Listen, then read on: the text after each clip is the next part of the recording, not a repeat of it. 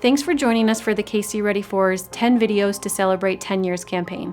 We hope you enjoy this interview with early childhood education expert economist Art Rolnick, led by Tim Bartik, senior economist at the Upjohn Institute and KC Ready For's board member, and Scott Nykaza, CEO of Kalsec. Welcome to our interview with Art Rolnick. I'm Tim Bartik. I'm a senior economist at the Upjohn Institute for Employment Research here in Kalamazoo. Scott, do you want to briefly introduce yourself? Yep, I'm happy to participate today. My name is Scott Nykaza. I'm the CEO at Kalsec. And Art, do you want to say a word since Sure. First, it's great to see you, Tim. It's been a while, and we could probably go for a few hours on this topic. I'm Art Rolnick. I'm currently an adjunct professor of economics at the University of Minnesota, formerly a senior fellow at the Humphrey School of Public Affairs, and for many years I was director of research at the Federal Reserve Bank of Minneapolis. Well, Art, thanks for giving that context, and I should say that, Art, I know from having been up in the Twin Cities a lot that in Minnesota circles, no one in Minnesota would need an introduction to Art Rolnick because over the years he's been all over the newspapers in the Twin Cities and involved in many different public policy issues in the Minnesota area, in addition to overseeing the Federal Reserve Bank and Minneapolis's research efforts.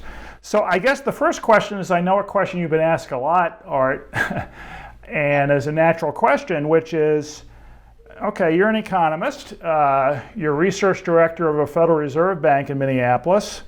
You're someone whose your own research dealt with banking, which makes sense for someone at the Federal Reserve Bank.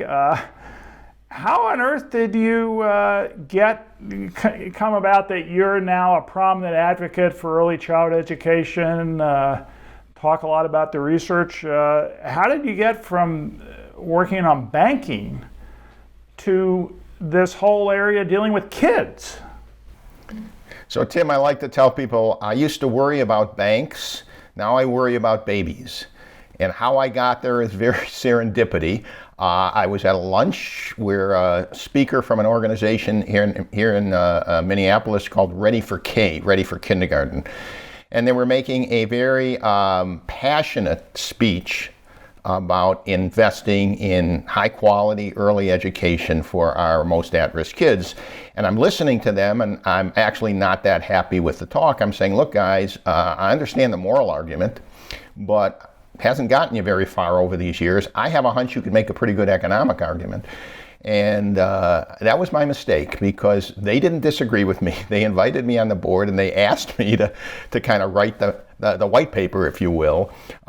Believe me, I knew very little about early education when I agreed to do this, but I got a call from the former governor and a former mayor of Minneapolis, and it was hard to say no to these guys. I recruited my young colleague, Rob Grunwald, and the two of us just went to the literature, if you will. At the same time, James Heckman, a Nobel laureate from the University of Chicago, was looking at the same research at the same time we were. But we took a look at it and we asked a very simple question based on longitudinal studies of kids who had been in high quality early ed compared to kids that hadn't. What was the return on the investment? Nobody quite had asked that before, and we got this very, very, very positive, strong number.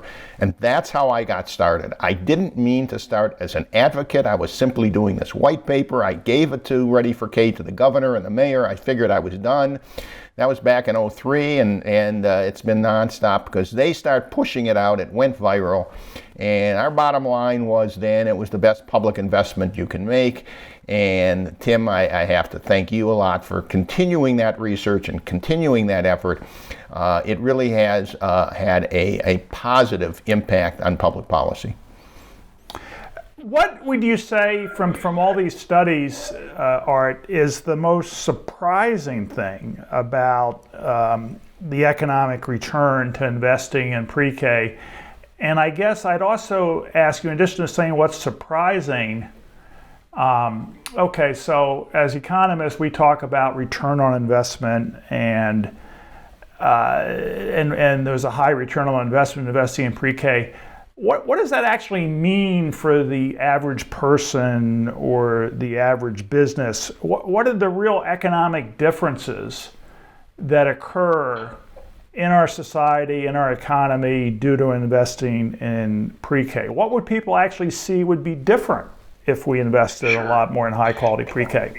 I want to say who wasn't surprised. When I got started, I attended some pre-K classes, Head Start, some kindergarten classes, and to a teacher they would tell me, they could tell day one when a child wasn't ready for school. They knew it. They could tell that a kid wasn't prepared.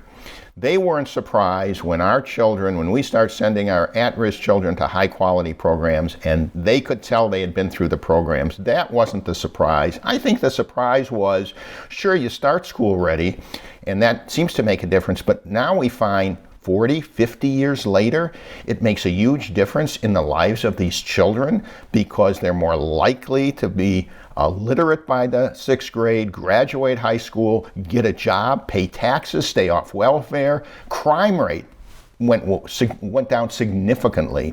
So the economic benefits, they're private benefits. The child earns more income than they would have otherwise as an adult.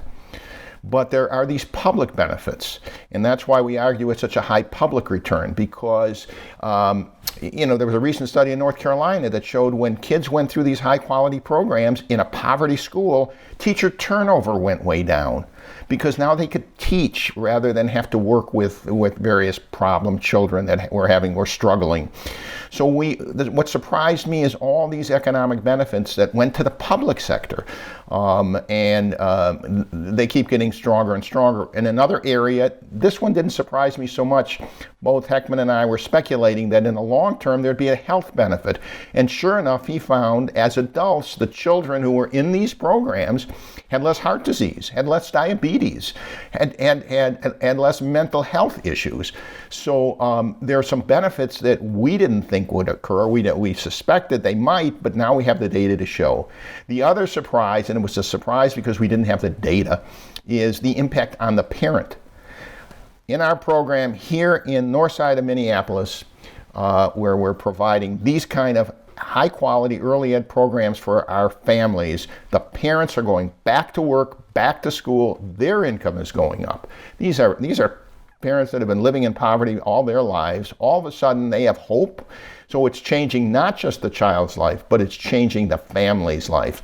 That surprised us a bit, although once we thought about it, it made a lot of sense because we do a lot of mentoring with our parents. That's part of our program. And so these are all upsides. We really haven't seen much downside here. It is costly to do it right, but the returns are not just long-term. Like I said, there are these short-term benefits in terms of health of the child, and in terms of cognitive and social skills, but of the parents as well.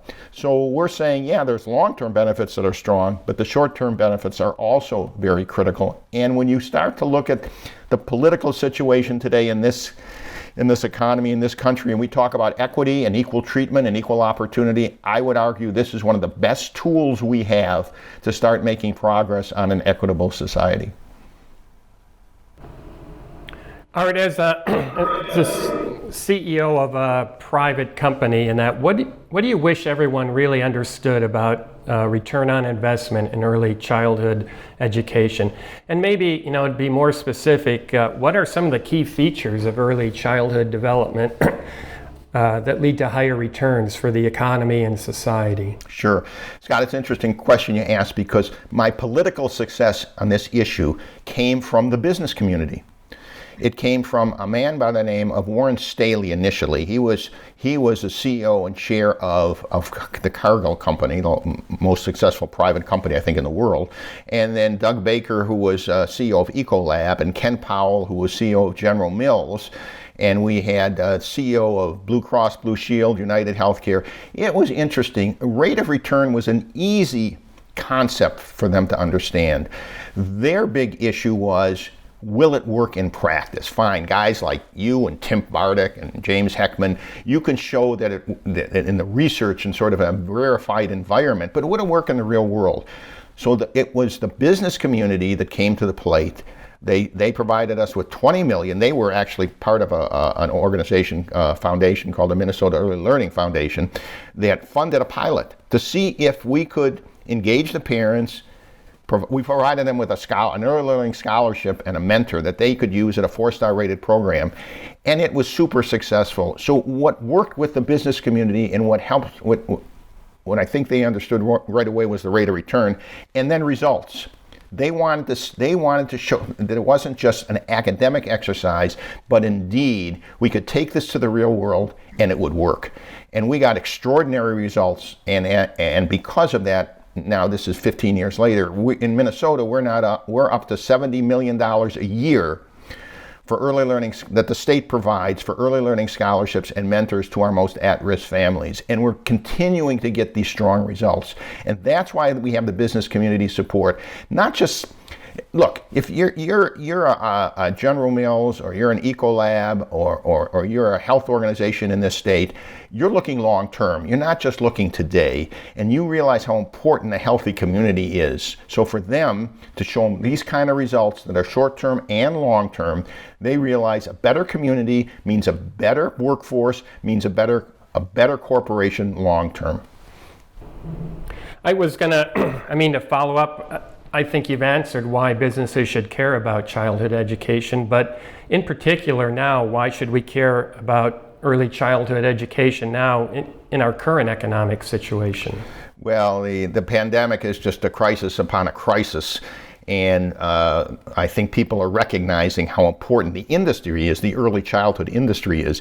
It's not a very profitable industry, and many are either going out of business or just biding their time. And there's too many workers, family workers, whatever, that depend on the childcare industry. So it's critical. I've argued that without this industry, it's going to be tough to have much of a recovery.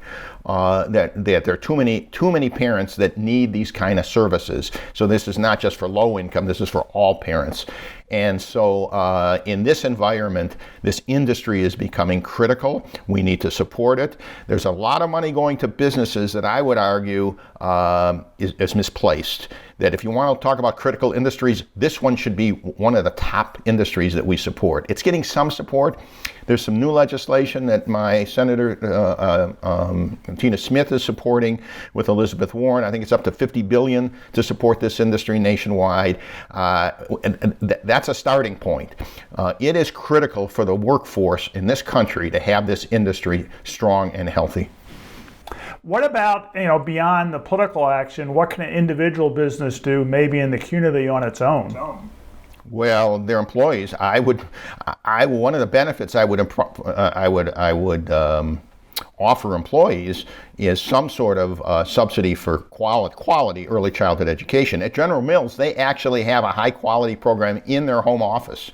So when you go into their headquarters, the first thing you see is their early ed program.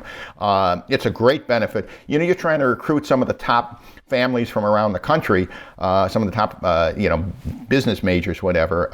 Offering a high quality early ed support is a great way to attract employees and to make sure those kids are doing well. Let me now ask Scott a question. If maybe if you could tell me from Kalsec's perspective, the business that you had, what are some of the ways that your business has tried to support early childhood education, and not only what you've done, but why you're doing it, what you see as the benefits for Kalsec. And for its employees and for the community from some of the things you've been engaged in? Well, I'll tell you two things that we've done that we're very proud of. And I'm going to start by going on a limb here and quoting Economist to two economists on the line. So my training's in plant genetics, but so I think Friedman talked about what's the purpose of a firm in the 60s, and it was all about maximizing shareholder value. And then there was always fiduciary responsibility at the board level to make sure, that we maximize profits for the shareholders. And then what emerged after that, and what's really been in play a lot in the last few years, is the notion that firms really have more of a purpose in maximizing profits. And so there's been a big discussion, and even newer generations are really looking to what is a firm doing around the environment and that. So one thing we did is we worked on becoming certified as a B Corporation. In a B Corporation, it's recognized, I think, in 37 states now, not in Michigan, but it's a corporation that is set up that has verified standards of social and environmental performance, transparency, and accountability. And they're really interested in what a company does for its suppliers, for its employees, for customers, the community, and the environment. So there is a dual responsibility to, create profit for the corporation as well as giving back to the communities in substantive ways in that. And a lot of what the B Corp is really about is trying to reduce inequality, lower levels of poverty, healthier environment, stronger communities, and then the creation of high quality jobs with dignity and purpose. So we are proud of that. And then it gives us a different view that we've had for 61 years, maybe more of a certification, verified that we're doing the things that are important for the planet and the environment and people. So one of the things we did before we became certified was to create Early Childhood Development Center. And I think what's important here is we're so proud of this effort in that. So we have children in there from the employees that work here, subsidized by the company. And if you talk about it as a daycare center, people get very angry because it's a child development center. And so there's a lot of effort that goes into stimulating and helping kids reach their full potential in that. So we work on development things with kids. So as we have 6-month-old all the way up to 5 years. So when you're feeding a baby, you're looking in their eyes and you're making a connection with them. We're teaching kids about sign language before they know their words. We're giving them all of the opportunity. And I know there's been, and I read some of your work, Art, when you talk about nature and nurture, and a lot of it is nurture. As a geneticist, I think kids have the capacity, and do they get in the right environment to really express their abilities and talents and that. And so early childhood development has been a big part of it. And the outcome of that is just unbelievable. So people seek us out. People look for job searches, and they look for companies that have child development centers as a place they might want to apply to. Employee retention. You can't imagine how much absenteeism there is when you don't have development centers on your campus and the one in town that you're using is shut down. The other thing I noticed early on is when we have our child development center, a lot of it are the women that work in this company that seem to have the biggest responsibility falls on them for child development and that, which is changing a lot, but they have to go across town, then come back to work, then go back across town. And so now when they can come here and leave their children here, they get a lot more time back into their life. They can go up there and have lunch with their kids. They can partake in breaks with their kids. And also the other men are going over there and reading to their children as well. So it gets engagement of the parent. It gets a lot of support, and we're really proud of it. And I'll add one more thing about it, which is different than just what we're doing for children. So the workers in those areas and the workers in childhood education are paid so differently in terms of the kind of income they can make, because in society it's not, they're way on the far spectrum of what we pay football coaches and all of the other things. So all of our workers in there that are full-time, we offer them health care benefits. We pay them above the averages in the state, and we really think about recruiting and nurturing teachers to stay in the profession in that. So those are a couple things we do, and we see huge benefits in that in terms of the kind of workers we attract, the kind of people that want to stay here. And then the B Corp is all about, reducing inequality and a lot of other things. So we feel fortunate to work for a family that has this deep belief and the values that are shared and generated by the family are shared here. And if you don't really believe in those, you don't last, but most people are attracted, and we have a lot of retention because of that. But I'd be interested in what you think about a B Corp. Tim, let me just make a quick comment, Scott. That's incredible what you just said. And in a way, it is consistent with Milton Friedman's views about profit maximizing, because what you're doing is great for your community and your workers, and you got healthier families, which means you're going to have happier workers and better workers. This is what I hear from General Mills all the time. They have a very similar philosophy than you have, and they're getting that kind of response from their families. So I would argue that you can do both. I think you have to have the vision you have, especially for companies that are looking long term, which they should be.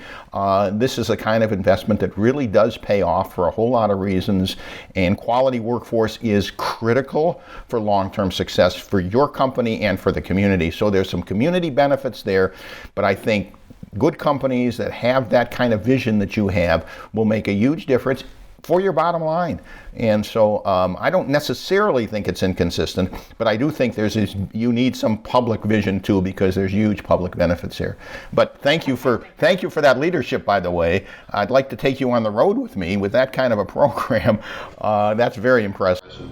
I mean, I do think you're right. It does. I mean, I think first of all, our sustainability as a company will be a lot longer, and it gives us a more longer term. Then we do make those investments in things. You don't always see the payoff immediately, but over the long term, it is huge. And I'm available next Tuesday to travel with you, Art, if you're on the road.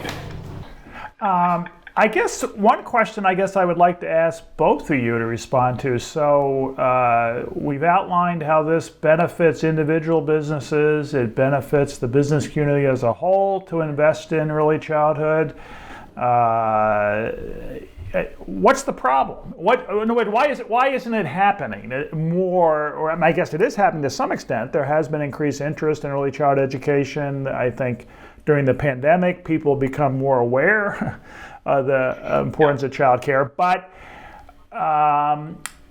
what's the barrier that may prevent more businesses from either acting individually to help their employees with childcare and preschool and that kind of thing, or to act collectively in their community? Is it that some companies are too short-term focused, or is it what's the problem? Why aren't we improving things more rapidly? Maybe Art, you can start with that. Yeah, Tim, I think there's a question of scalability. I don't think the business community by themselves can bring this to scale. We should be doing this at least for every poverty child, probably could go up to 300-400% over the poverty level, and we would get a great public return. So it really needs to take it to scale. You need the public support, and businesses really helped us move the ball in that direction. But ultimately, you got to deal in the political space. In the political space, the pushback is, these aren't my kids. You had the kids, you take care of them. It's your responsibility, not mine. This is very expensive, and we have other things we need to do, like lower taxes. And so you get that pushback. Now, I have to say in Minnesota, we have both sides of the aisle agreeing with this. And like I said, we've moved it forward quite a bit. But ultimately, you've got to make a significant public investment to bring this to scale. And it takes business leadership as well as political leadership, and it takes dollars. And unfortunately, you still have that pushback that, not my child. Why did you have so many kids if you weren't going to take good care of them? It's your job. It's the parents' job. And when we respond, we agree, but some of these parents need the tools. And without the tools, these kids aren't going to succeed, and you're going to suffer because your community is going to have higher crime, fewer workers, less ability to attract good businesses. So we try to make it clear that there's an incentive, there's a return for everybody here. But it takes, as you know, Tim, it takes a lot of education, if you will. Getting the neuroscience research out there, explain the public benefits. get business leaders like Scott in a national forum, and you got to be in for the long run. You don't get this kind of funding locally or nationally without a long-term public effort to do it. And so we still have some barriers. Let's just put it that way. So the barrier is in part that it's expensive, and in part it's almost a matter of changing our ideas. That, you know, one of the actually, to quote another economist, John Maynard Keynes, he once said at the end of his most famous book that in the long run, it's the power of old ideas that sometimes prevent us from seeing what needs to be done in the current circumstances. That we cling to the ideas we were taught, we absorbed in our childhood or early adulthood, and then even when circumstances change and evidence change, we don't change the ideas. And we need to change ideas because the neuroscience revealed that we probably years ago should have said kindergarten's too late to start. Scott, when you talk to business people around this issue, what are some of the range of responses you get, or what do you think are some of the barriers there? First, I think this community has a lot of generous and a lot of feeling for the community in that. So I do see that there's a lot of activity that goes on. I think, you know, there's competing needs in the community for other things. And so some people, you know, have different priorities. So they believe, you know, that they really should do more on climate change, or they should do more on these things. So there's unlimited needs, scarce resources. That's, I think, another economic thing, and that's the end of my economic discussion. But I think there's competing priorities. I think, you know, in this time, people are sort of trying to even stabilize their businesses. I think they see needs at all levels, and I think part of the problem is that there are systemic issues that really need to get resolved and really need cross, you know, support from business and public endeavors and that. So, but I always say to them, you know, at least get started, do something, you know, find ways, and then, you know, Art, I do think, you know, we feel a lot because we're kind of a feeling organization. The moral argument is that you're wasting a lot of potential, you're wasting a lot of opportunity, you're condemning a lot of people to a different kind of a life and an outcome if you don't get started early. And so I think there's ways to compel people to get started at an early age with people that can make a big difference their whole lives. So I think those are some of the factors, but I think the other thing, I don't want to chastise people in this community because they give a lot. I mean, our Kalamazoo Promise, there's a lot going on, but we feel compelled that early childhood education is a key, and it's a lifelong thing that pays back year after year. You know, Scott, you know, you make a very good point. There are the competing needs, and on the surface, they all look important. And what economists can bring to this is just like any business, when you have various investments, which is the high return investment, that's where you start. And what Tim and I have been arguing for years is this looks like an awful high return compared to any other program. And it's not that I don't think after school programs are good, or programs that mentor kids from high school to college. There's all sorts of good programs out there, but this one has the evidence, the science behind it that said this is incredible return on this. How can you not at least start here? And I would argue fully fund it first. Now, but you're right, we have the competing, and I just want to say, let's see the science. Show me a better return, and I'll consider it, of course. But so far, and this has been 20 years now, no one's come up with a program that's shown a better return than investing in these kids this early. And if anything, over the years, we have found that the return is even greater than what we thought, because initially we didn't have health statistics, we didn't have, children of the children. Another thing that Heckman has found, that children of the children are doing significantly better. So now we have a shot at reducing, not maybe eliminating, but reducing intergenerational poverty. Show me a better program than this. And so I think that's where I need more Tim Bartiks out there pushing this research, getting the science out to a general audience. Tim, I'd like to see a piece in the Wall Street Journal from you. That would be a great place for it. Well, maybe we should write one together. All right, maybe that's a good maybe we idea. should. And the environment is pretty good right now. And by the way, I don't really want to get political, but Biden has a platform on early ed that is terrific. That really, and it starts at the beginning, at birth, prenatal actually. So I think that the national level, I think because of the pandemic, I think we're getting some more impetus to move in this direction, but we can't let up. But as you were saying, the U.S. Chamber of Commerce also supports it, so it's not simply Democrats, there are also Republicans and people on both the left and right supporting this. And, I guess what I would say about the different priorities for investment is, like, when you think about investing in people, I think that, for example, there are some job training programs for adults that show high returns. But it's definitely the case that when you get the job training for adults, you have to be very selective who you let into the training. The training has to be very targeted towards specific jobs. It gets a lot more complicated. It is true that early childhood requires quality, but my view is it is an area where it is somewhat easier than some other areas of public policy to scale up the response. Not that you just shovel money at it, that's not what I'm saying, but that I do think we know something of what high quality is in early childhood. We know how to spend money productively in this area, whereas in some other areas, I think you would have to be maybe much more selective in which programs you selected, very, very tightly targeted on who was in it. Whereas, as you mentioned, Art, there's benefits not only for kids below the poverty line, but for kids in those somewhat higher income categories, but there's still, the parent still has a lot of trouble finding high quality early child education on their own. Given the cost, it's not easy for someone at 200% of the poverty line, 250%, 300% to find a good child care and preschool center for their kid, I don't think, right now. Right now it's hard. So totally agree, Tim. Let me also add, there's a very promising program that being studied at Yale right now. They're working with about, don't quote me on this number, but about 1,000 incarcerated dads. And their idea is bringing parent mentors with the family into the jail and in a safe space and working with that father, teaching them basically how to be a dad.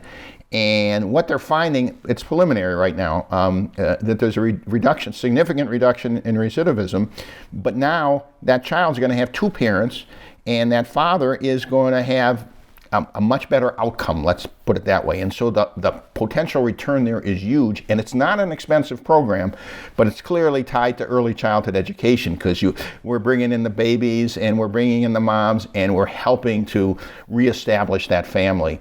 So there are a number, I think, of very important projects that are going on. This is just one of them that would show a really high return. And when you get to equity and you get to just society working better, we could do such a better job in retraining our former inmates. This would be a great way to do it. So I think they're about a year or two away from some results, definitive results. They're going to do a randomized control experiment on this thing, but I think it's going to be very, very promising. So I think this, what you've played up in a couple times, which I think is good to note, is that the programs not only benefit the kids, but potentially by benefiting parents. You really can't separate benefiting kids and giving them a secure, more higher quality learning environment from benefiting the parents, because any parent's going to feel better mentally if they know that their child's doing better, and they're also going to if they feel like they're being a better parent, they'll feel better about themselves, and that will affect their employment rates and earnings going forward. And of course, Scott, you're finding that essentially you have more productive workers because of having they know their kid is in an early childhood program that's high quality. They can be more productive. Yeah, they feel good about what they're doing. They get extra time because they're not traveling all over, and they know they're safe. So they really enjoy that, and they really appreciate the education aspect of it. So it's not just daycare; they're learning languages sometimes. They're learning a lot of different things. So I think it has and it helps sustain, I think, the development and the inspiration that they give to kids by doing things with them. So they learn a lot. So that there is a big benefit to that. And I do think you talk a lot about getting the parents involved. I think that helps sustain the efforts you do early on. And I think, that's why we're attracted the KC Ready 4s, and we really appreciate what they do. There's communities in school in this community as well. I mean, there's a lot of early childhood programs, but I really like the KC Ready 4s. And I read that, when you talked about this program at one location and they said you're not starting early enough, I think it's the earlier you get started, and getting started is really critical. So. Well, Art, we need to probably wrap this up at some point. We could go on for hours and then they'd have more trouble editing the whole tape. Are there any questions that maybe we should have asked you that you would like to at least address? I don't know about questions. I just want to emphasize that in order to bring this to scale politically, we have to make it a priority. It really isn't about funding because the return is so high. People tell me it's costly. Well, it's costly not to do it. It actually is extreme. Just a lot of hidden costs that eventually are exposed. So, moving the ball politically still is a critical issue, and I would hope in the next year or two we can take advantage of this terrible economy and this terrible situation and make this a priority and keep it up there locally and nationally. And so the problem I found politically is often we're put on the back burner. It's marginalized. These are, again, the headwinds. Well, it's a woman's issue, this isn't that important, etc. Or there's something else that comes up that, a bridge collapse or something, and we get put on the back burner. We've got to somehow figure out a way to make this a priority to the point that every child in this country has access to high quality early education. That is so important for this economy. Not just for the moral issue, and there's clearly a moral issue here, but for the economy. So I like to have them both. I like to use both arguments, and I think that's the only way we're going to get it to where we need to. But again, I'm looking for leaders like Scott to help make this case. Art, I do think with the COVID-19, the vulnerable people in this population are going to feel the big effects. And I think it'll become more obvious of just the kind of effort that we're going to need and how dependent, people are going to become on getting programs like this more profusely developed through the community. And that's what I'm hoping. I'm hoping, and it's clearly poverty families of color are really suffering in this pandemic. And again, it's highlighting the need for resources. And this, in my view, is probably the best resources we other than food and health, this is the best resource we can provide for these families. So today and tomorrow and 10 years from now and 50 years from now, this and is in what this crisis, we're spending a lot of money on all kinds of things, and many of which we need to spend money on. And although the cost of early childhood education in the short run are large, compared to some of the other things we're spending money on now, it's actually not that large, the needed investment. So we need to think about that, and then think about what you said as well, which is, although it's costly in the short run, we actually are avoiding larger costs in the long run. I mean, in the long run, it's cheaper to invest now. Yeah, and we're finding out the long run isn't that long. And like I said, North Carolina found their teacher turnover rate goes way down once their kids are through these high quality programs. That's a huge savings for the public schools. There's much less need for special ed. You get to retain your best teachers. Turnover goes down. So if there's just a recognition of these extra benefits that come up, I think it helps a lot to make our case.